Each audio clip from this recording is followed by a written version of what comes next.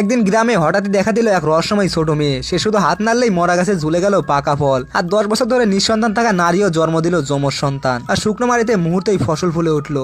আসলে কেউ জানতো না এই মেয়েটি আসলে ছিল একজন জাদুর রাজকন্যা। কিন্তু দুষ্টুমির কারণে তার জন্য তার রাজ্যে নেমে এসেছিল ভয়াবহ খরা। আর শাস্তি হিসেবে তাকে পৃথিবীতে পাঠানো হয়েছিল। আর 7 দিনের মধ্যে যদি সে সমাধান করতে না পারে তবে সে আর কোনোদিন তার রাজ্যে ফিরতে পারবে না। পৃথিবীতে নেমে তো মেয়েটি ক্ষুধায় কাতর হয়ে পড়ে। আর রাস্তার পাশে খাবার দেখে খেতে চাইলে দোকানদার টাকা না থাকায় তাকে মারতে যায়। ঠিক তখনই যুবরাজ তাকে এসে বাঁচায় আর দামও মিটিয়ে দেয়। কিন্তু হঠাৎই এক খুনি ঝাঁপিয়ে পড়ে যুবরাজের উপর। তখন তো সবাই আতঙ্কে পড়ে। আর ছোট মেয়েটি হাত নাড়তেই খুনি সেখানে দাঁড়িয়ে নাচতে শুরু করে। ফলে সৈন্যরা তাকে সহজেই ধরে ফেলে। তখনই আসে রাজ্যের খবর, শত শত কূপ করেও কোথাও পানি পাওয়া যাচ্ছে না। তখন তৃতীয় রাজপুত্র মন্ত্রীদের সাথে বিদ্রোহ করে বলেন, এই যুবরাজ দুর্ভাগ্যর রাজা, এ রাজা হলে দেশ ধ্বংস হবেই। তখন প্রতিযোগিতা শুরু হয়, যার কূপে আগে পানি আসবে সেই সিংহাসন পাবে। কিন্তু চক্রান্ত করে যুবরাজের মানচিত্র বদলে দেওয়া হয়। ফলে তার সব কূপ শুকনা হয়। আর তৃতীয় রাজপুত্র এক খননেই পানি পেয়ে যায়। তখন মন্ত্রীরা সবাই চিৎকার করে বলে যুবরাজের উচিত সরে দাঁড়ানো। আর মন ভেঙে তো যুবরাজ হালই ছেড়ে দিতে যাচ্ছিল।